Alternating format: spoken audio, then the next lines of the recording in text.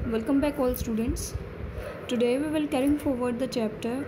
The topics we will be discussing today in this video are codominant alleles, incomplete dominance, Punnett square, test cross, law of independent assortment. So starting with the concept of codominant alleles, till yet we have seen the examples of those traits which have only two alleles. But in case of multiple alleles, for example, the human ABO blood group, we have multiple alleles, 3 alleles to describe or to depict this blood group. These alleles are IA, IB and I. On combining these with each other, the possible genotypes will be IA, IA, IAIB, IAI, IB, IB, IBI and II. What will be the resulting phenotypes? A, hence the blood group will be A. A, B, the blood group will be AB. A and I, the blood group will be AO. B, blood group will be B. IBI, blood group will be II, the blood group will be O. Well, how does these alleles work? These alleles are present in the genes of human beings and they work by denoting or by providing a particular mechanism to the cell for creating in actual what happens, these alleles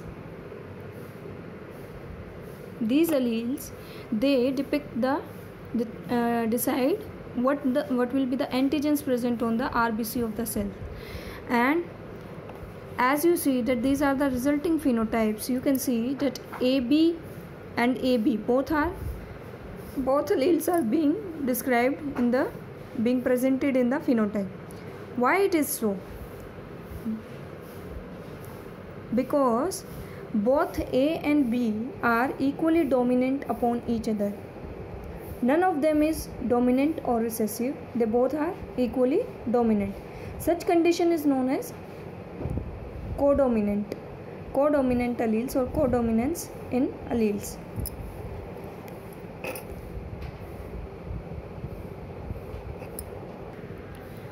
We already discussed that IA and IB both are showing their presence.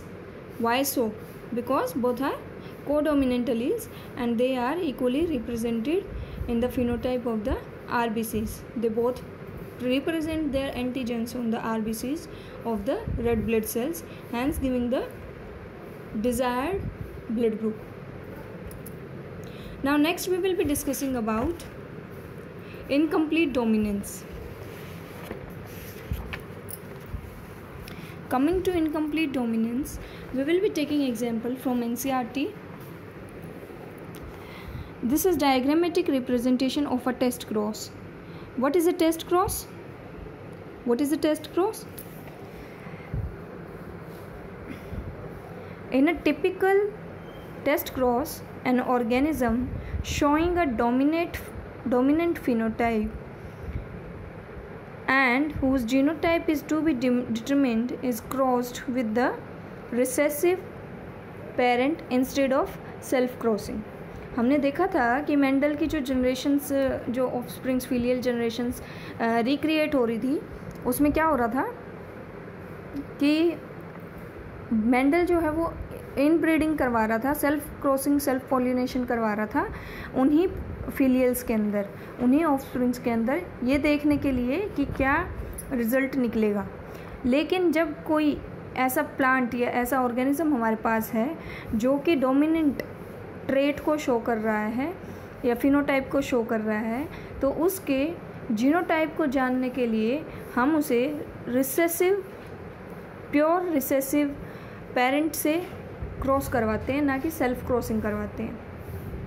ठीक है, अब देखते हैं कैसे. ये देखिए, this is a homozygous recessive, small w, w, small w gives white color, and here we have small w, this is also of white color, the flower is of white color. Both are homozygous because there are same alleles, and recessive trait because the purple color is dominant over the white color. तो double w, small w आने पे क्या हो गया, homozygous recessive condition होगी. अब देखिए, ये जो पॉसिबिलिटी इसमें दिखा रखी है, ये दिखा रखी है पुनेट स्क्वायर की मदद से. पुनेट स्क्वायर क्या चीज़ है? Punnett square is a graphical representation to calculate the probability of all possible genotypes of offsprings in a genetic cross. जो मैंने आपको अब तक डायग्रामेटिक रिप्रेजेंटेशंस दिखाई थी वो हम लीनियर क्रॉस करवा रहे थे, लेकिन इसमें क्या होता है, इसमें आप इसमें भी सेम ही, मतलब मोटो हमारा सेम है. हम जीनोटाइप जानेंगे, हम फिनोटाइप जानेंगे, रेशियोज जानेंगे, प्रोबेबिलिटी जानेंगे ऑफस्प्रिंग्स के जेनेटिक उसकी जीनोटाइप की, लेकिन ये ग्राफिकल रिप्रेजेंटेशन होता है. And it was developed by a British geneticist Reginald C Punnett. Fine, now let us see how does a Punnett square works. Now the question is, we have this flower, this purple flower. We know that purple colour is dominant over white colour. So this is a dominant phenotype. हमें तो सिर्फ इसका colour दिखाई दे रहा है ना, हमें पता है कि पर्पल कलर वाइट कलर के ऊपर डोमिनेंट है. So this is a dominant phenotype. Now we need to know कि इस फ्लावर का जीनोटाइप क्या है. तो मैं इस फ्लावर के पोलेंस को क्रॉस करवाऊंगी वाइट कलर के फ्लावर्स के साथ. किसके साथ? वाइट कलर के फ्लावर्स के साथ. अभी दोनों तरफ आप देख रहे हैं ना. अभी क्योंकि ये डोमिनेंट कंडीशन है तो ये हेट्रोजाइगस और होमोजाइगस दोनों कंडीशंस में क्या करेगा, अपने आप को फिनोटिपिकली या फिजिकली रिप्रेजेंट करेगा. कैपिटल W याद करो, कैपिटल T था तो टॉलनेस आ रहा था कैरेक्टरिस्टिक. कैपिटल T और स्मॉल t था तो भी टॉलनेस आ रहा था. क्यों? क्योंकि capital T shows the dominant trait, यानी कि टॉलनेस ड्वार्फिज्म के ऊपर डोमिनेंट रहेगी. इसीलिए W कैपिटल में, यानी कि purple colour will be dominant over white colour. अब देखिए, दोनों अलील्स को सेपरेट करके एक तरफ लिखेंगे, सेम इस तरफ करेंगे हम, कैपिटल W स्मॉल w. और हमें पता है कि वाइट कलर तो सिर्फ रिसेसिव कंडीशन में आएगा, वो भी होमोजाइगस रिसेसिव कंडीशन में. तो small w. Now when we will cross, जब कम्बिनेशन होगा कैपिटल W स्मॉल w का, तो जो कैपिटल W है वो डोमिनेंट होगा स्मॉल w के ऊपर. रिजल्टिंग कलर क्या आएगा? Purple. This way you can see that this will be the resulting phenotype और जीनोटाइप. क्योंकि फिनोटाइप तो हमें पता था. अब देखो, सभी पर्पल आए तो अननोन फ्लावर क्या है? होमोजाइगस डोमिनेंट है, क्योंकि हर पेयरिंग के साथ आपके पास एक कैपिटल W आ रहा है. इसमें क्या हो रहा है? इसमें देखो, capital W small w dominancy, purple colour. Similar in this, but है both are homozygous recessive genotypes और alleles, so it will be providing white color. तो half of the flowers will be violet in color and half of the flowers will be white in color. और इस condition में क्या होगा, जो ये हमारा क्वेश्चन फ्लावर था ये हेट्रोजाइगस कहलाएगा. ठीक है. So this is how we can find out whether the flower is or the phenotype shown is due to what kind of genotype.